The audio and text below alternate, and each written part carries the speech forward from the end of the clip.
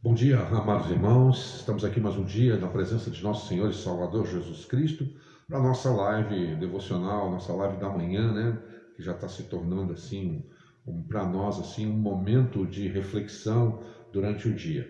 Um abraço aí para todos os meus amados irmãos da Igreja Batista de Osório e também da Igreja Batista de Capão da Canoa, bem como a todos os nossos irmãos que estão aí conosco pelas manhãs aí e depois aqueles que também com o seu tempo, param para ouvir a palavra de Deus refletida todas as manhãs. Quero agradecer a Deus por esses momentos que nós estamos vivendo, por tudo aquilo que o Senhor tem feito, apesar de todas as lutas, a mudança de nossas vidas, né? a mudança de nossas rotinas, nós continuamos com fé em nosso Senhor e Salvador Jesus Cristo.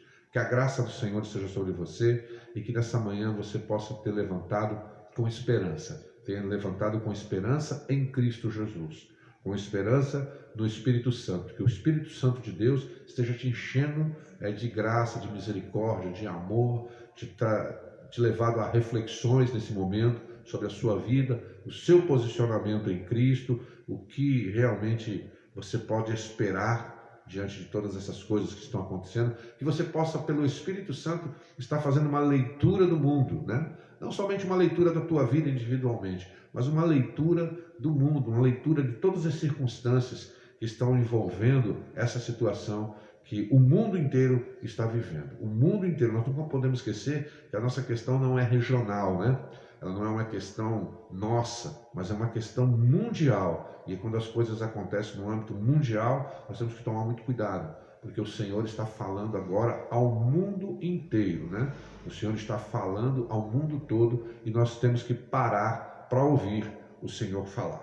Nessa manhã eu quero compartilhar com você uma passagem da Bíblia, uma citação de Jesus Cristo, uma exortação de Jesus Cristo, que eu creio que é muito importante, né? Ela é muito importante para nós entendermos aqui o que está acontecendo e o que pode vir a acontecer e é o que a gente, como cristão, deve esperar. Parece que, como eu digo, né, nós cristãos do século XXI, nós estávamos adormecidos, né?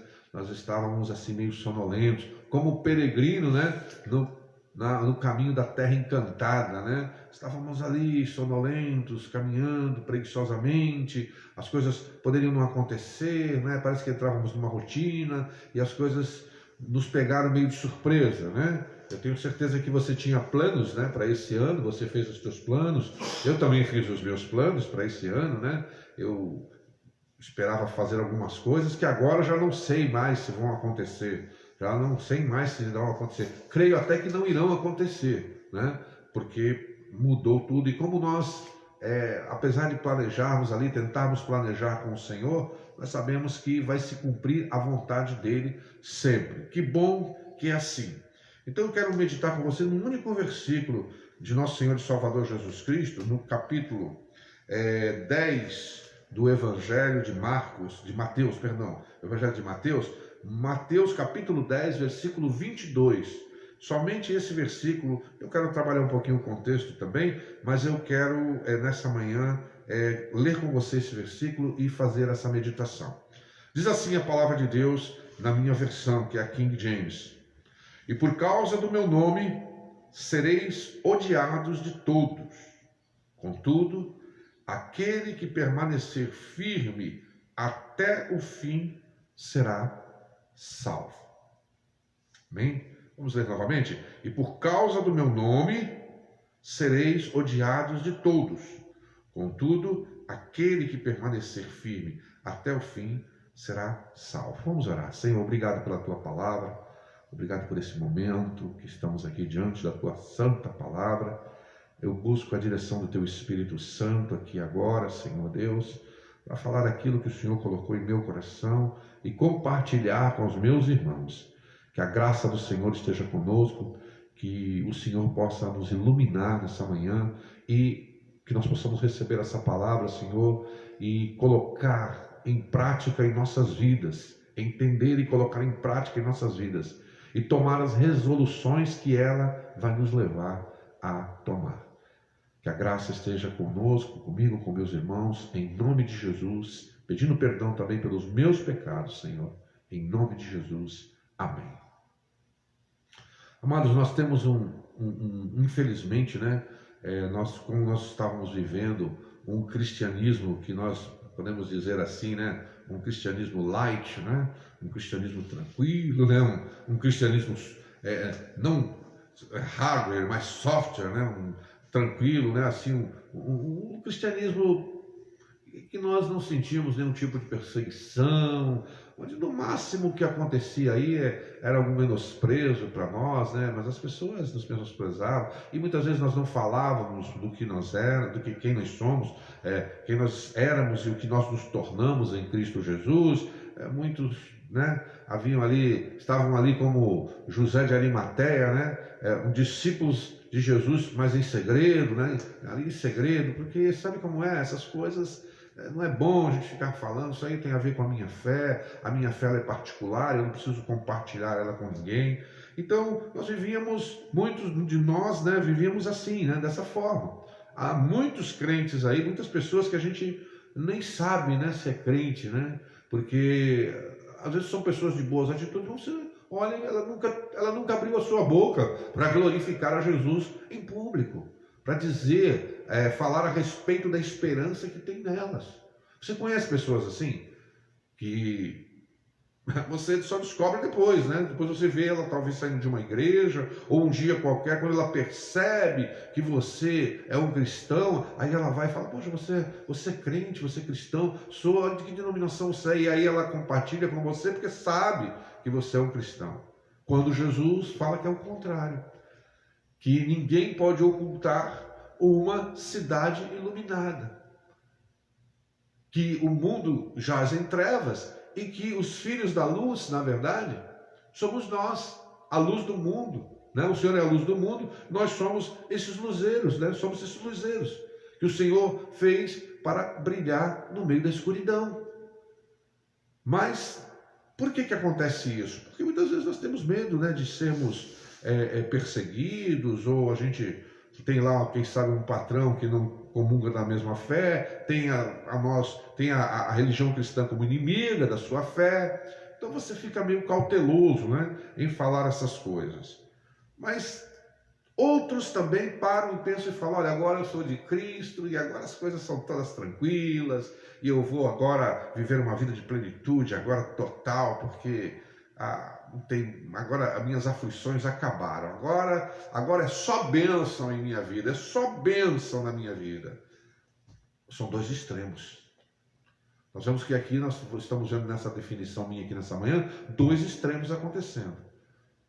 O extremo da total bem-aventurança, que nós definimos o que é bem-aventurança no nosso coração, e o outro extremo onde nós não queremos muito envolvimento, né? Nós não queremos assumir realmente a nossa posição em Cristo Jesus, para a qual nós fomos chamados. São dois extremos. E eu sempre falo nas minhas pregações, meus irmãos da igreja que sabem muito bem, eu sempre estou falando que os extremos são os lugares aonde o diabo nos leva para nos iludir. O diabo gosta muito das extremidades. Eu gosto de pensar muito nas extremidades ali, quando eu estou lendo o Antigo Testamento, estou vendo o povo caminhando no deserto rumo a Canaã, e ali é uma figura da igreja, caminhando rumo a Canaã celestial, e a gente vai ver que havia ali o tabernáculo construído e as tribos ficavam em volta, né? E havia as extremidades do arraial. E era justamente nas extremidades do arraial que aconteciam as rebeliões, as murmurações, que começavam ali, as angústias, as tristezas. Eu fico pensando porque não estavam tão perto ali, né? Estavam mais afastados do tabernáculo de Deus ali, estavam vendo a glória de Deus, mas estavam vendo a glória de Deus de longe, né? Não estavam tão próximos para enxergar a glória de Deus. Uma figura aqui para nós pararmos e pensarmos nessa manhã. Mas Jesus Cristo, nesse texto, no contexto, ele está falando sobre, ele enviou os seus apóstolos, né? Ele enviou os seus apóstolos para pregarem o evangelho e exortou eles, falou o que eles deveriam fazer e como eles deveriam viver e o que eles deveriam observar, o que eles deveriam observar, o que eles deveriam esperar também. Jesus é muito verdadeiro. Jesus, ele sempre é verdadeiro porque ele é Deus verdadeiro. Então ele nunca contou uma meia conversa para eles, nunca ocultou alguma coisa. Não, ele foi extremamente verdadeiro. Olha, vocês vão fazer isso, vai acontecer isso. Se você ler depois do capítulo 10 com calma, você vai ver isso que eu estou falando. E aí ele faz as suas exortações. E aqui ele chega no versículo 22. Ele faz uma exortação aqui, ele faz uma declaração aqui muito séria. É quando ele diz: por causa do meu nome, por vocês serem meus discípulos, vocês serão odiados. Serão odiados. E eu paro e penso, por quê? Por quê? Se nós estamos levando a mensagem de amor, por que se nós estamos levando a mensagem do Evangelho? Por quê? Porque se nós estamos orando pelos parentes, pelos irmãos, pelos amigos, pelos vizinhos, pelo mundo que está em trevas, e nós não queremos ver eles perdidos, nós estamos levando a palavra de amor para que eles sejam salvos. Por que seremos odiados? Justamente por isso. Porque como eu já preguei, eles estão entregues nas suas paixões. Eles amam a escuridão. Eles amam as suas obras más. Eles estão mortos em delitos e pecados, como nós estávamos. E eles não querem sair das suas rotinas de maldade. Eles não querem ouvir a palavra do Evangelho, meu irmão. Eu cheguei aqui no Rio Grande do Sul, havia um dito na nossa junta de missões: o Rio Grande do Sul está sedento do Evangelho. Está com sede do Evangelho. E eu vim assim, eu vim para esse lugar assim. E quando eu comecei a caminhar nas ruas de Capão da Canoa, junto com minha esposa e filha, quando nós começamos a caminhar e visitar as pessoas e ter contato com o povo desse lugar, eu vi que eles estão sedentos de tudo, que o homem sem Deus, o homem sem Cristo, ele está sedento somente de uma coisa: ele está sedento das suas obras carnais. Ele está sedento apenas de estabelecer a vida sem Deus que ele acredita. Ele está sedento de dar vazão aos seus pecados. É isso. Então, Jesus está dizendo, quando nós levamos esse Evangelho que é amor, que é salvação, que é uma mensagem de salvação e de muito amor, como Jesus foi colocado numa cruz, nós também vamos ser perseguidos. É o que ele diz. E aqui eu vejo que Jesus está falando uma realidade a respeito do cristão. Ele é odiado. Não, pastor, eu sou um cristão, mas eu sou muito querido. Eu sou querido, sabe, pastor? Eu sou querido das pessoas. As pessoas gostam de mim. As pessoas me param para ouvir. Eu quero dizer que se a sua abordagem ela é verdadeira, você vai ser odiado. Você vai ser colocado no ostracismo. Você vai ser uma pessoa evitada. Porque quando você sentar com uma pessoa com muito amor no coração e mostrar a real condição que ela se encontra diante de Deus, você vai encontrar uma muralha na frente do seu relacionamento. Quando você afirmar que a sua fé é a única fé verdadeira e não existe outro nome dado ao homem para que ele possa ser salvo. Quando você disser para aquela pessoa que não adianta onde ela está e o que ela está fazendo, porque se ela não tem Jesus Cristo, se ela não nasceu de novo, se ela não abandonou as suas obras más, se não houve uma metanoia, uma mudança no seu coração, e ela está confiando agora, única e exclusivamente em Cristo, você vai encontrar uma grande resistência. Você vai se tornar uma pessoa não grata. Pode ter certeza disso.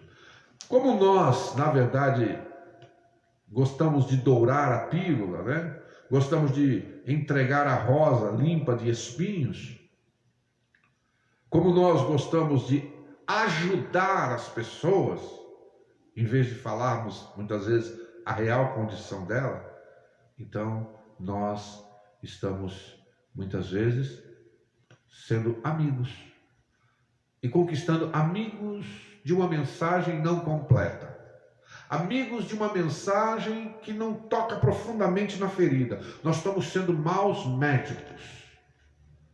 Estamos sendo maus médicos ministrando analgésicos quando deveríamos estar falando de cirurgias de coração. Se você chegar num consultório com uma dor e um médico dizer para você, isso não é nada, tome esse analgésico que você vai ficar bom, eu vou tratar a sua dor. E é isso que nós estamos vendo em muitos púlpitos, e é isso que nós estamos vendo em muitas igrejas, e é isso que nós estamos vendo muitos irmãos fazerem.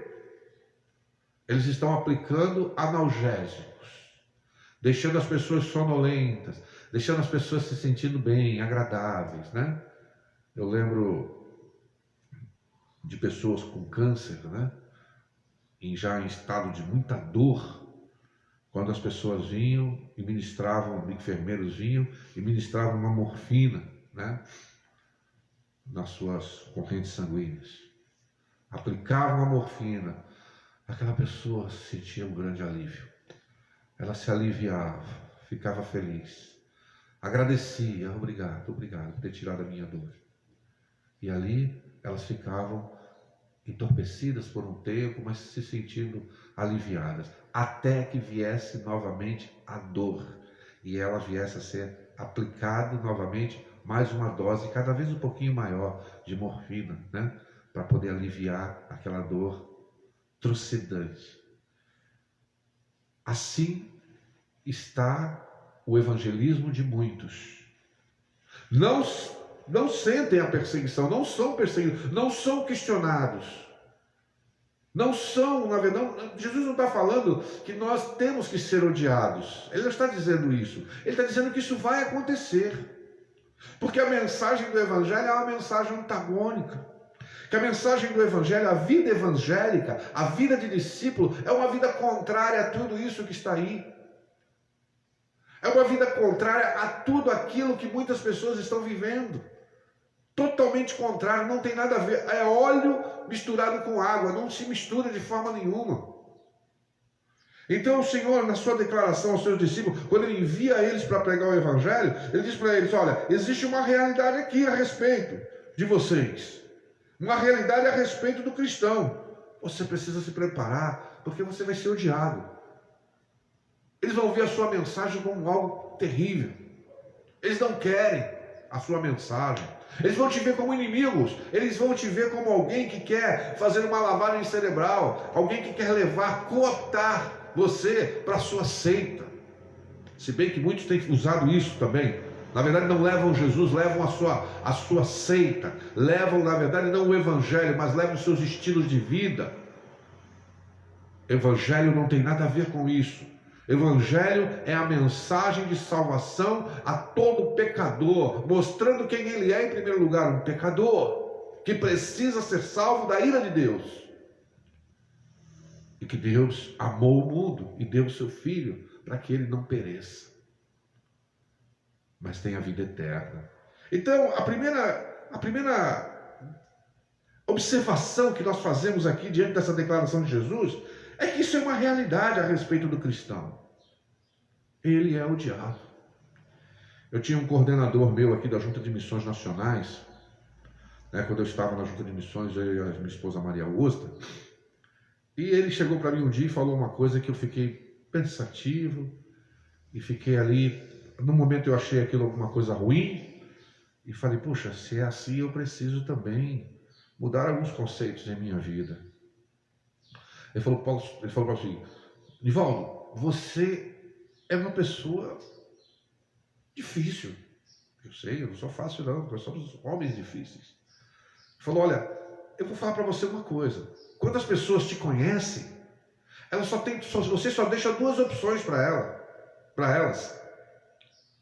Ou elas te amam, ou elas te odeiam. E na hora eu fiquei pensando naquilo, falei, poxa, isso não é bom. Isso não é bom.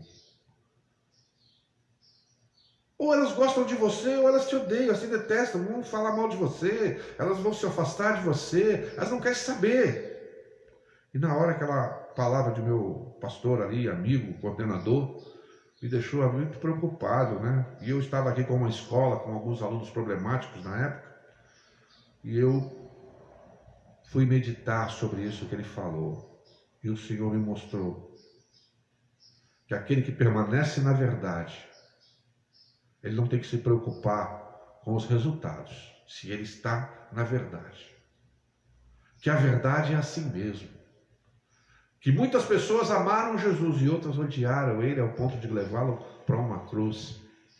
Que muitas pessoas amaram Paulo, mas fizeram com que ele fosse apedrejado, surrado com varas, terminasse sozinho. Então nós temos que entender uma coisa, que se vivermos na verdade, Jesus está dizendo, se vocês fizerem aquilo que eu estou mandando vocês fazerem nesse capítulo 10, vocês vão ser odiados. Ele disse, olha, se chamaram Beelzebu, o pai de família, o que dirão de vocês? Então nós temos que refletir nessa manhã, meus irmãos, porque aqui eu vejo, se a minha mensagem, ela está impactando o coração das pessoas, se a mensagem que eu estou levando, a mensagem do Evangelho, ela tem causado impacto nas pessoas. Porque eu tenho que esperar essas duas coisas que o meu pastor falou ali para mim. Ou elas têm que me amar. E isso vai acontecer se elas entenderem que eu as amo e que eu estou querendo o bem delas pelo Espírito Santo. Ou se elas ficarem cativas do diabo, elas vão me odiar. Vão me odiar. Por quê? Porque o coração delas está controlado pelo mal.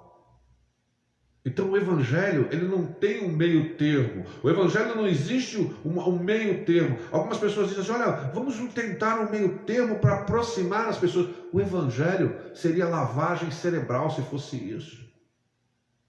O Evangelho, ele não precisa fazer, ele não precisa tornar as pessoas amigas deles. Não, nós temos que falar sempre a verdade. Por isso Jesus era o evangelista, que quando ele falava, ele botava o machado na raiz da árvore, porque ele não tinha tempo a perder. Ele sabia que aquelas pessoas podiam fechar os seus olhos a qualquer momento. Podia acontecer uma catástrofe, podia acontecer alguma coisa. Quantos estão morrendo hoje, vítimas desse vírus, e foram enganadas? Amaram aqueles que pregaram bem o Evangelho para elas. Porque a palavra de Jesus diz aqui claramente, no versículo 16 desse contexto, ele diz, observai, eu vos envio como ovelhas entre os lobos, sede, portanto, astutos como as serpentes e inofensivos como as pombas. Vejam que Jesus não fala de extremos, ele não diz, olha, você tem que ser um extremista, você tem que ser astuto, você tem que ser só mandando ali. Combina as duas coisas e diz que há equilíbrio nisso. É lógico que quando nós chegamos com o Evangelho, nós não precisamos chegar dizendo para as pessoas que elas estão indo para o inferno. Não, nós temos que mostrar com amor, sim, mas temos que mostrar a realidade. Aqui está a parte mansa. E a parte astuta é entender que a pessoa que está ouvindo do outro lado, ela está dominada, a não ser que Deus a liberte. Ela está controlada. Existe um espírito mau lá com ela, dizendo para ela que não acreditar naquilo que você está fazendo, falando e vivendo. Então, o ódio é algo que é uma realidade. Por que você acha que os nossos irmãos estão sendo mortos em muitos lugares? Por que você acha que agora, nesse momento, nós estamos vivendo essa situação que estamos vivendo? Eu quero que você pare e pense nessa manhã nisso. Segundo lugar, olhando essa declaração de Jesus, ele está falando aqui também sobre o motivo, ele fala de uma realidade a respeito do cristão. Ele é odiado. Depois ele vai falar sobre o motivo do ódio dos pecadores. Por que as pessoas vão te odiar? E por causa do meu nome sereis odiados de todos. Esse é o motivo. E o cristão, ele é odiado por ser discípulo de Jesus, por defender a causa de Cristo, por falar que acredita em Jesus, por dizer que vive para Ele, por Ele, para fazer aquilo que Ele manda, que segue os seus mandamentos, que a sua vida, na verdade, está focada na palavra de Deus. Por isso ele é odiado. Ele não é odiado porque ele é um malfeitor, porque ele é um falcatrua, um tramposo. Não, ele não é odiado porque ele faz as coisas ruins, ele passa as pessoas para trás, ele dá cheque sem fundos, né? Ele não paga as suas dívidas. Ele não é odiado por isso, não. Ele é odiado porque ele é um discípulo do Deus de amor. Ele é odiado porque ele anda na luz e os homens querem andar nas trevas. Ele é odiado porque ele é um benfeitor. Paulo diz que nós devemos sofrer sim, por amor de Cristo, não como malfeitores, mas a galardão em sofrer pelo amor e pelo serviço a Jesus Cristo. O Senhor Jesus, no Sermão do Monte, no capítulo 5, na verdade, quando ele está terminando aqui depois as suas bem-aventuranças, ele está falando justamente isso. Aqui no capítulo de número 5, o Senhor vai falar que bem-aventurados sois quando vos perseguirem, né? Olha, bem-aventurados, versículo 11 do capítulo 5, bem-aventurados sois, ou seja, felizes, bem-aventurados, felizes. Bem-aventurados sois vós quando vos insultarem e perseguirem e mentindo disserem todo mal contra vós por minha causa. Você não tem que se entristecer por isso, ele diz. Não, vocês são bem-aventurados por isso. Agora, se estivesse te ofendendo pelos teus pecados, por você ser um mau caráter, aí você tinha que ficar entristecido. Mas, se você está sendo perseguido, você deve se alegrar, porque eles estão te perseguindo e mentindo e dizendo todo mal contra você por causa de Jesus. Ele diz no versículo 2, exultai e alegrai-vos sobremaneira, pois é esplêndida a vossa recompensa nos céus, porque assim perseguiram os profetas que viveram antes de vós. Que coisa contrária, nós queremos ser amigos dos pecadores no sentido de concordar e dizer que eles estão certos naquilo que eles estão fazendo, que basta eles continuarem perseverando ali nas nossas igrejas, que um dia as coisas vão mudar. Não vão, porque eles não receberam o impacto da palavra verdadeira nos seus corações.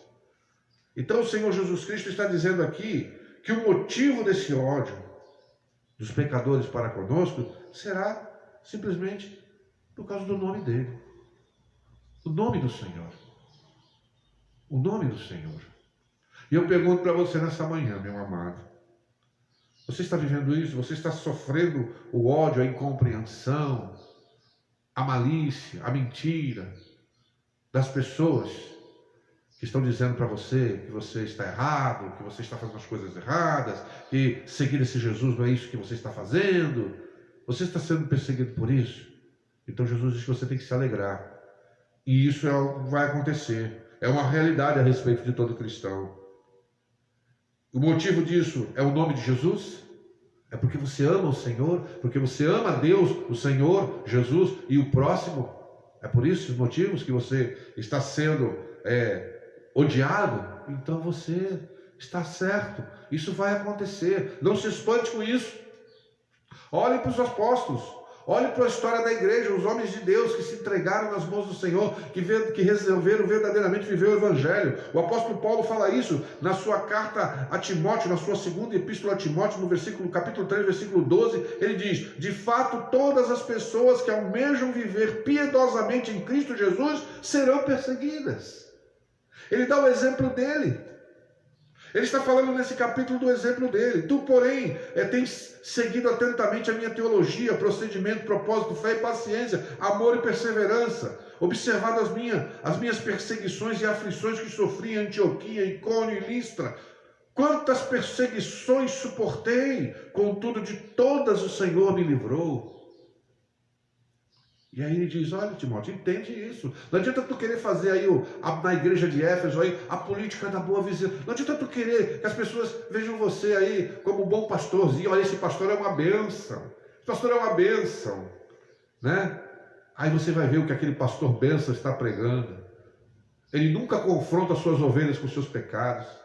Ele nunca confronta aquelas pessoas que estão ao redor dele, dizendo: olha, você precisa mudar, isso não é de Deus, isso que você está praticando não é a vontade de Cristo para a sua vida. Aí você vai ver, que bênção é essa? Que bênção é essa? Porque o verdadeiro pastor, o verdadeiro pai, o verdadeiro irmão, o verdadeiro evangelista é aquele que confronta. O Senhor Jesus Cristo falou: se o teu irmão pecar, tu vai lá e exorta o teu irmão. Se ele se arrepender, você ganhou o teu irmão. Se ele se arrepender, eu estou lá no meio, onde 2 ou 3 estiverem reunidos, eu estou lá. As coisas estão resolvidas. Mas ele diz para você ir lá exortar, dizer que aquele irmão está falando de errado. Nós vivemos num tempo hoje da politicamente correto, onde nós não podemos dizer que as pessoas estão erradas. A palavra de Deus é que mostra o que é certo e o que é errado. E é isso que nós precisamos entender. O motivo do ódio dos pecadores para conosco é o nome de Jesus Cristo. É o nome que nós carregamos. E por fim, meus amados, por fim,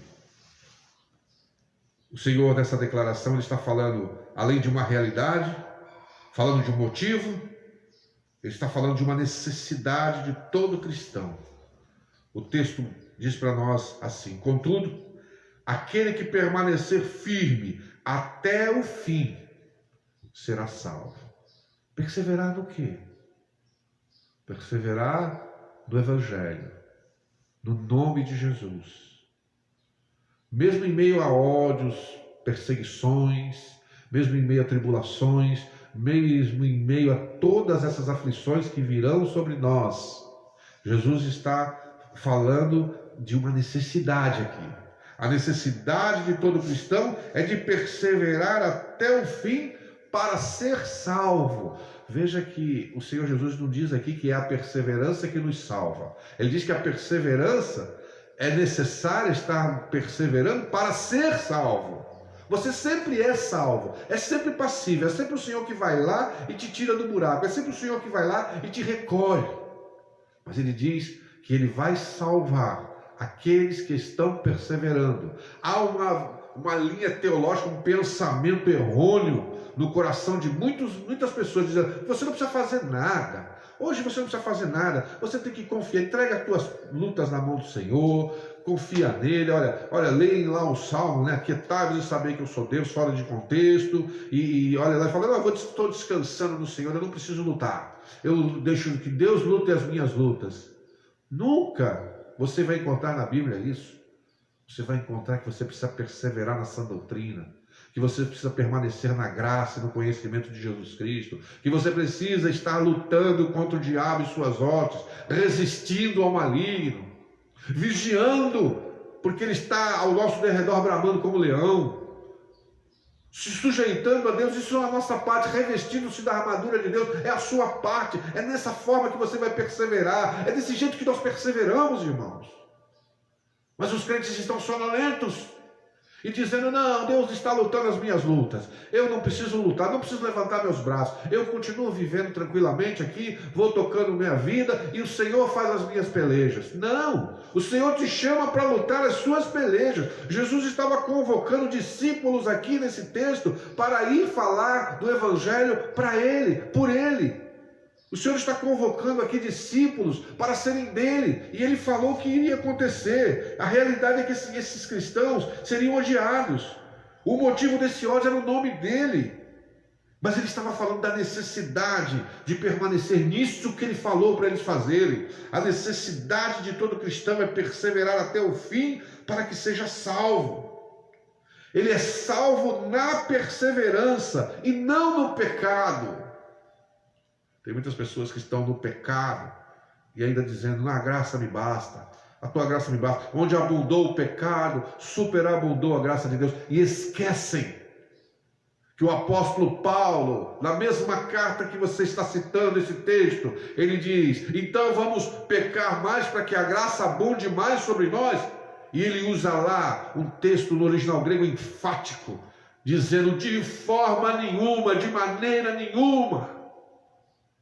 Nós não fomos chamados para o pecado, nós somos chamados para a glória de Deus, para uma vida de santidade, para uma vida de compromisso, para uma vida de amor a Deus e ao próximo, para uma vida totalmente diferenciada, e perseverar nisso é imperativo. Aquele, contudo, diante de todas essas coisas, aqui a expressão no texto grego, contudo, diante de tudo isso que eu estou colocando para vocês, Jesus está dizendo: aquele que perseverar firme até o fim, eu vou salvá-lo. Eu irei salvá-lo. Que realidade maravilhosa para nós, dentro disso que estamos vivendo hoje. Porque eu quero dizer uma coisa para vocês, irmãos: nada será como antes. Escute bem essa palavra nessa manhã. Todo mundo está esperando, não, daqui um tempinho, não, uns meses aí, as coisas já vão voltar tudo que era, vai ser tudo igualzinho que era novamente. Não será. Nós estamos passando no mundo inteiro por um momento de grande tribulação e aflição, onde as pessoas, os controladores desse século, os dominadores desse século, os principados e potestades desse século, desse mundo tenebroso, estão preparando o desfecho final que acontecerá. Estamos caminhando para o fim. Não sei se vai ser na minha geração, na geração do meu filho, na geração dos meus netos, mas nada será como antes depois dessa pandemia. Olhe ao teu redor, veja o que está acontecendo. Você vai perder muitas das tuas liberdades individuais. E nada será como antes. Por isso esse texto é tão importante para nós entendermos o que estamos vivendo, para que fomos chamados e o que o Senhor espera de nós. Então, que nessa manhã a graça do Senhor esteja sobre você, que você tenha essa certeza, nessa realidade que Jesus diz nesse texto: eu serei odiado por viver e pregar o Evangelho. Isso não é motivo de tristeza, isso é um motivo de júbilo, porque foi assim com o meu Senhor, foi assim com os seus discípulos, foi assim com os profetas, e é grande a minha recompensa por viver esse Evangelho odiado pelo nome de meu Senhor. Porque o motivo do ódio dos pecadores por mim é o nome de meu Senhor, o nome de meu Jesus. Não é porque eu sou maligno, não. É porque eu sou do bem. É porque eu faço parte do corpo de Cristo. É porque o Senhor me chamou para a luz. É porque o Senhor me limpou de meus pecados. É porque o Senhor me fez nova criatura. E agora eu sou um filho de Deus. E eu tenho uma necessidade que meu Senhor tem dito para mim. Eu preciso, em meio a tudo que vier, todas as situações, com todas as coisas que vierem, perseguições, alegrias ou tristezas, eu preciso perseverar. Continuar perseverando sempre. Com fé, esperança e amor em meu Senhor e Salvador Jesus Cristo. Que Deus abençoe teu dia.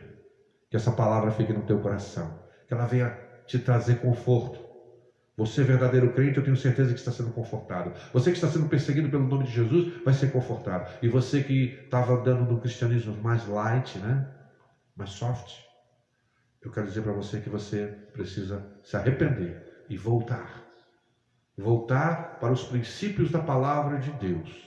Porque, como eu disse, nada será como antes. Vamos orar. Pai querido, Pai amado, em nome de Jesus Cristo, eu te agradeço por essa manhã.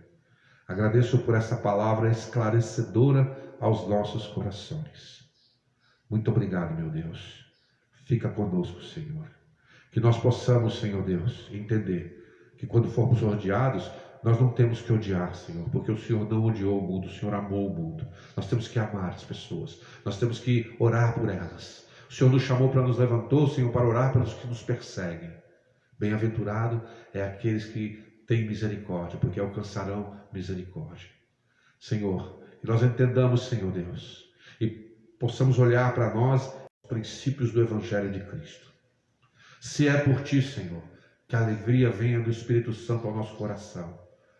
Porque aqueles discípulos foram chicoteados, Pai, e saíram alegres daquele lugar, por terem sido achados dignos de sofrer por amor de Jesus. Sim, meu Deus, E também nos ajuda, Espírito Santo, a perseverar. Porque entendemos, Senhor, que somos salvos perseverando. Somos salvos na perseverança e não no caminho negligente, no caminho do pecado. O Senhor nos salvará, porque estamos perseverando na Tua palavra e vivendo o Teu Evangelho. Obrigado, Senhor, por esse dia.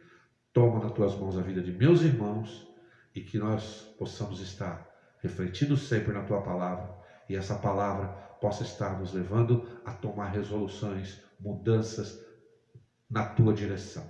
É a minha oração.